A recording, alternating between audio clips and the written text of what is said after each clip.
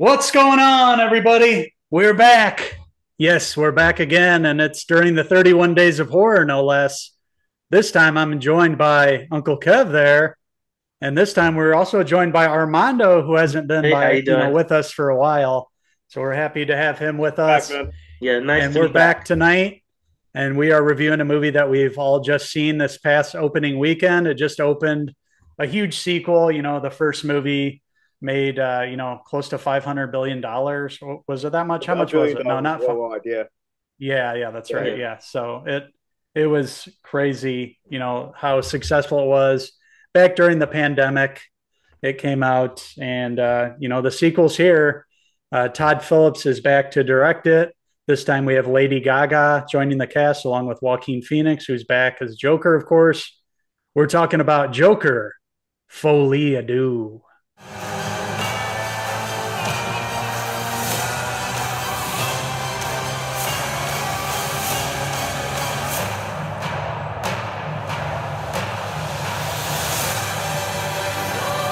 So yeah, we're back with Joker Folie Ado. It's the sequel, of course, and going by the end of the last movie, of course, Joker was in front of the live studio audience, and he killed the host, played by De Niro. What was his name? Murray, I think. Murray Sorry. Franklin. Murray Franklin. Yep, killed him live on TV, and then caused a movement in society. A chaotic agent, if you will, much like the Taxi Driver. Heavily influenced by that movie. So we pick up with this, and Arthur is in prison, and he's mentally unwell, of course, as we all know. And it's all going to lead into the trial, basically. And he's going to have to answer for the crimes he's done. He's responsible for several murders, and then, of course, all his actions have stimulated others to kind of do the same thing as we've seen before. So, without further ado, we're going to kick it right into Armando. Well, I really enjoyed this movie. Like I did, I think I was talking to you guys like right before the show. I enjoyed the first one. I remember it was a lot of discourse. Everybody was like, everybody was worried that it was gonna cause riots. It was gonna cause, shootings. It was like a very big deal at the time. And I remember opening weekend, I saw it, and I think I went in with all that. I think it kind of affected how I watched it the first time.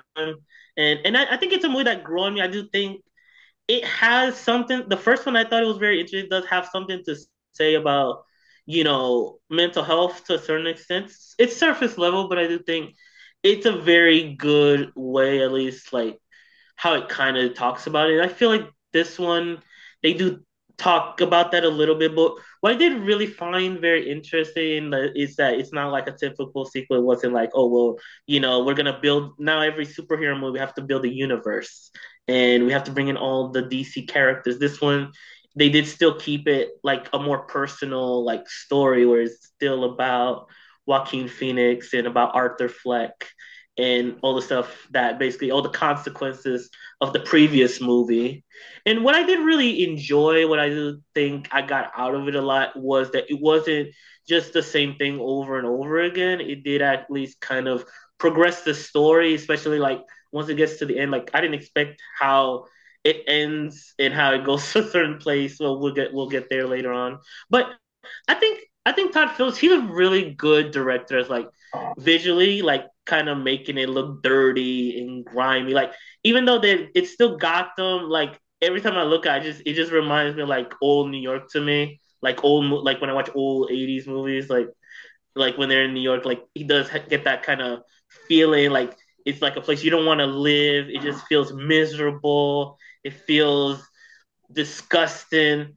I think he really nails that. Like I do think that's something he's very consistent at is that mindset of the character, what he feels, and like what he's going through. And I do, in a way, what I didn't really like about the first one, I think this one to a certain extent does is, I think I'm not gonna say you like him because he's a psycho, but I think there's something about his something inside of him that like he kind of does. Like I think that's why people like the Joker. He kind of does. He does the stuff kind of that in a way we all kind of want. We like be chaotic. I think there's maybe a part of us. I don't know. I'm getting into psychology because I've studied psychology, but like that kind of idea of like just someone who wants to start chaos and wants to be the one that brings mess to everything. That's why he's such a fun character, and I do think making it a more this one they don't make him like this untouchable, like he can be hurt, he can be this. This one it did feel like they made him more of a person, and he is something that is like even though he's got a following now since the first movie, there's been all these people that love him and take they're like he's a hero to so many people. It's like in a way it's like the movie's kind of saying no, that's not somebody you should ever relate to because he's still somebody that has a lot of issues, mental issues, and it's like and really a lot of his he basically took on like that person. He didn't even real because I feel like the first movie it talks about it, and it's kind of a thing that he's not even really aware of it. I did appreciate like little scenes here and there as he goes on with the courtroom stuff. It did feel like it's more like he's kind of becoming more aware that he's got a following, and it's like when he's that character, it's like he kind of feels more like himself in a way, but he knows it's more it's more it's causing more trouble than he should. He it's like at a certain point he's like, oh well, I gotta learn to not be that guy anymore. Which I think that's something that Joaquin Phoenix brought into the character. But at the same time, I do like the fact that when he's acting a certain way, like there's one part in the courtroom when he starts talking like Foghorn Leghorn for some reason. I don't know, that was the funniest. I laughed. Like there's a lot of parts of this with that I thought was pretty funny. Like, and I do think there's moments of levity that don't make it feel so miserable. I know a lot of people will get into it. I know some people find the first one to be like just oh it's a slog and whatever, and I get that, but I did really feel like on some level I did relate to Arthur just because like that feeling of like wanting to belong and then feeling like an outsider. I do think the movie gets at that on a very surface level. I don't think it really gets super deep because again, that's a different movie I'd be asking for. But I do think what I think it touches on really interestingly is like how he deals with like kind of like being famous and how now it's a mess in New York after what he did. And I mean, I think it's a very like it's a good character study to me. I just think like it's just fascinating to watch him play the character and what he does with it. Like there like he won an Oscar for like obviously people really did resonate with the character. And I do think the like as a drama, I think it works. As a musical, I think it works good. The music, I mean, I'm not gonna say I hated the music, but like I actually think there's a lot of interesting musical sequences in it. Like I start thinking, is he supposed to be bad? Because first of all, he does not have a voice at all. Like he's terrible. But I do feel like that's the point in a way. Like that's what a person that's that crazy would think. He would think, oh no, I'm a good singer, even though I'm not a good singer. Like I did find the music to be good. Like near the end, I don't know if it works as good. And I feel like in a way, this is where I feel like it was a little uneven. I feel like it kind of didn't know if it really wanted to be a musical or if it did, because it'd be parts where it's just a straight up drama. And then it'd be like, okay, then the music would come in. I didn't hate it, but I do think it maybe needed to be a little tighter on like the tone of what it wanted to be as a musical. Even though I do think I appreciated what it was doing with the music, and I mean Lady Gaga, she was very good. I agree. I think Kevin, you were saying, and you'll probably say later, like she was a bit underused in it. Yes. But I didn't hate her in it. I do think she's good. I think as an actress, she's great, but I do think the character kind of is a bit one note. I feel like the script I feel like doesn't give everybody really what they need. Yep. Like what I got out of it was more the performances than the script or what. Yes. Yeah, that's my thing. And I think the first movie has some issues with the script. We're talking about the second one, but it's very much like a service level. It doesn't really say, "Oh, we're gonna talk about these serious issues." Like it's they're making this for like people that are gonna go see this like for 2,000 theaters. So I'm not expecting this to be like, oh, they're gonna really delve into this. But I think it's really good at the relationship. I thought they have good chemistry together, You know, even though he looked like, honestly, Joaquin Phoenix looks like 1,000 years old. He looks sick to me. I don't know who would be attracted to that, but that's a situ. That's something for another day. But like in a way, I understood how their craziness. Like she was attracted to like his who he was as the Joker. She was Yes. attracted to his persona, and I do think what she does, like how they work together, I do think really does work for the movie and does bring a lot.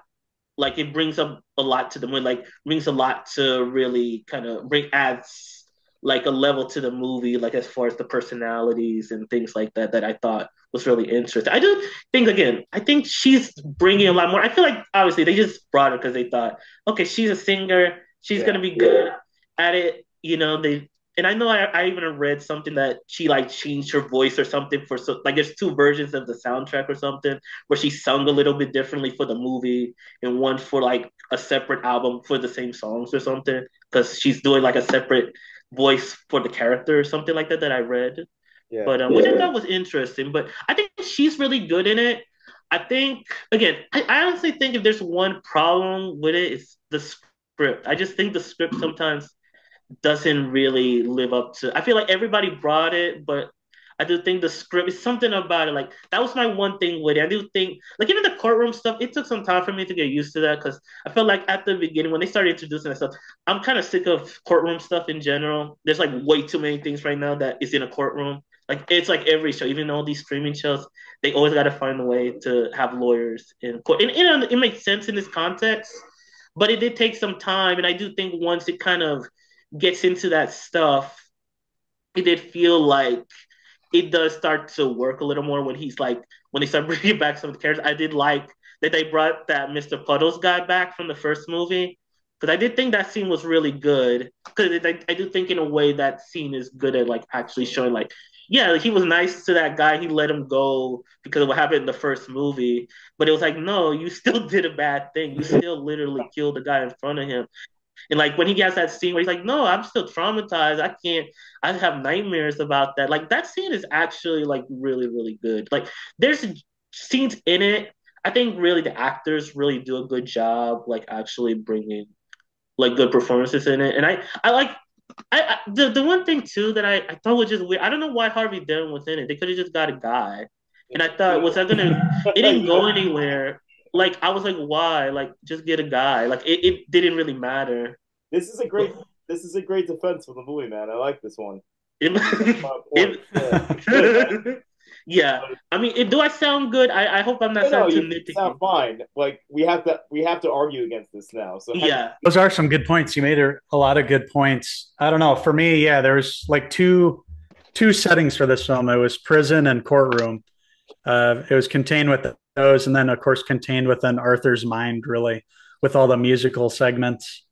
Interesting enough to start out. He meets Harley there in prison, and like the group that one of the guards, played by Brendan Gleeson, takes him to, and he's all into show tunes and stuff. So that kind of starts that off in the journey that it's going to go with the musical numbers and everything. Getting those two in the same class. Then, of course, that's why they hired her. Obviously, Lady Gaga can sing.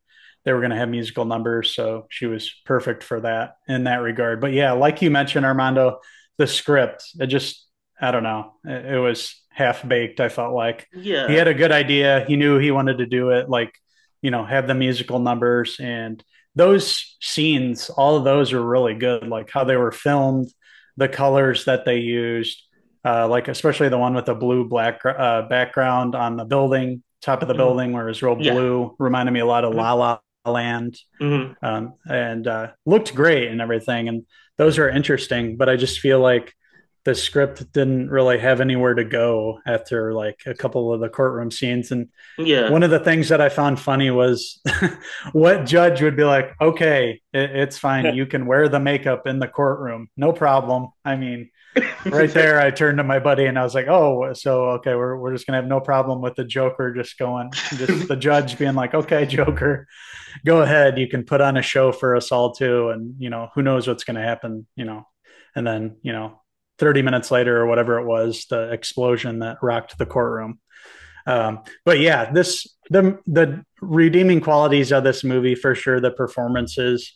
you have Joaquin Phoenix there, and like you mentioned, he looks terrible. He must have lost, all the pounds that he possibly could. I heard he went on the diet there of just cigarettes and eating apples to shrink down to the size he was. He looked emaciated, and you could see all the bones, every single spine you could see sticking out of his body. So just looked nasty.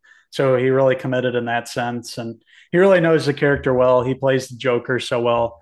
In the several times that he does get to do like his full on Joker, it was awesome, and I wanted more of that. Um, but yeah, just like overall, I felt like it didn't ever give me what I wanted. I wanted a little more action. I felt like it was building up into the end. And then, like, when we finally had the courtroom scene where the explosion happened and he got out, I was expecting it to go like full crazy after that. Like when he escaped and running down the street, I wanted to see more of Mhm. that. And then you have the other guy that was dressed like the Joker pick him up and they're in the car ride. And then I was expecting like this to expand, like this was going to open it up. It was just going to be this crazy scene of the city in chaos. But then, it just really led to nowhere. It led to him getting captured pretty much right after that. And then we saw what happened. We won't say exactly what happened at the end, but Yeah. we'll say it was a final. It was. We're not going to see Joker 3, I don't think, unless they could come back and say, well, part two, Folie Deux, this was all just in Arthur's head. This whole thing they could just explain as being, that. And that's another thing about this movie. I didn't know, like, are we actually seeing what's actually happening, or is this all taking place within Arthur's head? Because, with the courtroom scene and all that, with him being get to dress as the Joker, get to use the face paint, there are just a lot of plot holes and things that I noticed in this movie. But yeah, I was just after watching the first film and being blown away by that, this one just felt like a really big disappointment. Harley Quinn, the character, never went anywhere. Like she was in the courtroom too, like you see in the picture behind Kev there. And, I was expecting them to go crazy together and nothing ever happened between them. Like they kind of gave up on it at the end Yeah. when the Joker said, he finally admitted in the courtroom, like, I'm not the Joker. I'm just Arthur. This has all been me the whole time. Like I'm not the Joker really. It's just, I put on the makeup and people started paying attention to me. That's the only reason we're here. So yeah, those are my thoughts on it. Kev, what do you think? So I'm lucky I have some wine here. I opened it up for Megalopolis, and I kind of feel like the same way about this movie that I did Megalopolis. It's a big epic swing, and there were things that you guys talked about that I liked, and there were a lot of things I didn't like. I didn't like the script because that's the first thing I always look for in a movie. I always listen for the script, and the script was all over the place. And as you said, Henry, it really didn't do anything with these two. Like this is the Prince of Crime, and that's his sidekick. And in the cartoons, the comics, they always kick ass, and I was waiting for that, and nothing really happened. But Armando, I understand it's more of a character drama. But the big question I have is, outside of the $20 million paycheck that he got for this movie, Joaquin Phoenix, I cannot fathom where the $150 went. It wasn't a big grand scale epic. Yes, it was shot nicely, but with the musicals, I was kind of on the fence about it. Some of the stuff I liked. I liked when he sang by himself in the beginning in the court. Yeah. In this movie, Everyone Says I Love You by Woody Allen's. It's from '96, and what he had them do is no matter what your vocal range was, your vocal talent, you sang on set. So you had some actors sounding very good, and they had some actors sounding like shit. And I think they should have did that with this movie, not with the high concept musical. I think they should have grounded the musical a little bit more. But at the end of the day, like I don't know why this was made. I don't think we needed the sequel. I think the first one could have been left alone. It's nowhere near as good as the first one. It's not as controversial.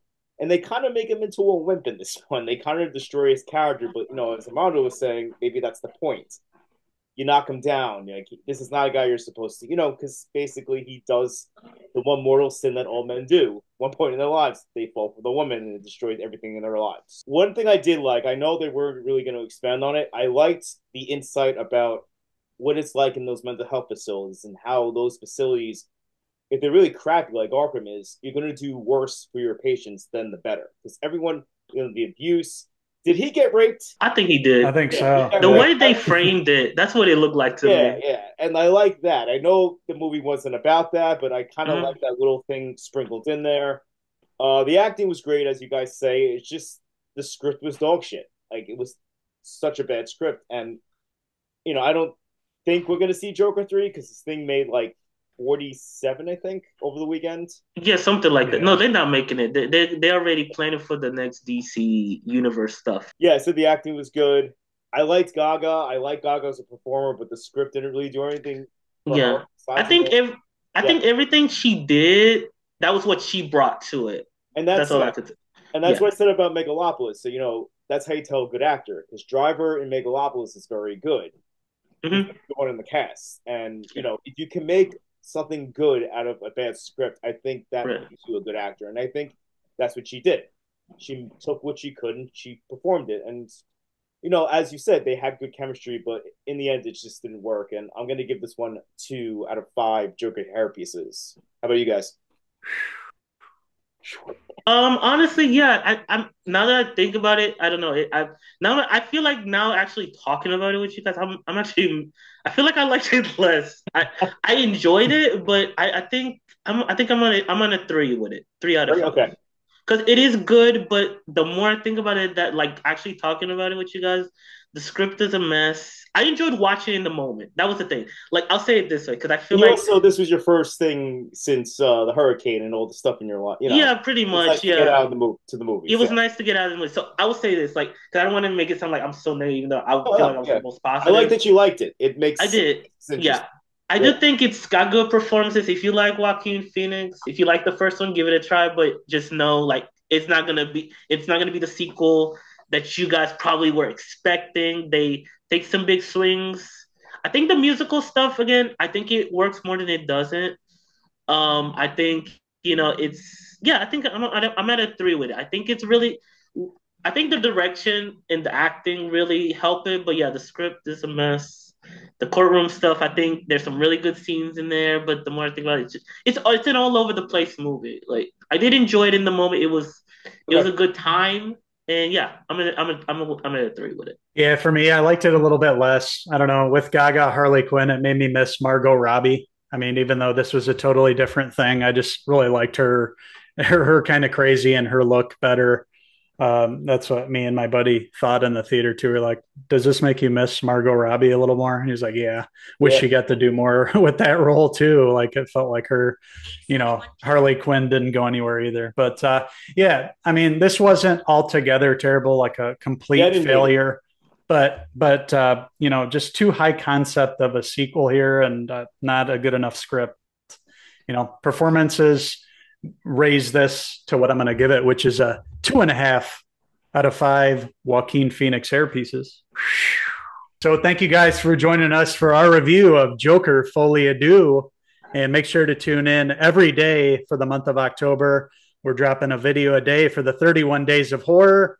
And we're going to be back very soon, tomorrow, indeed, with another video. So stay tuned to that. And also check out our website, Cinephellas.com, and all our social media pages, Facebook, Instagram, and X for all the latest in TV movie news and reviews. So until the next time, I've been Uncle Henry Hill, and I've been joined by, Kevin.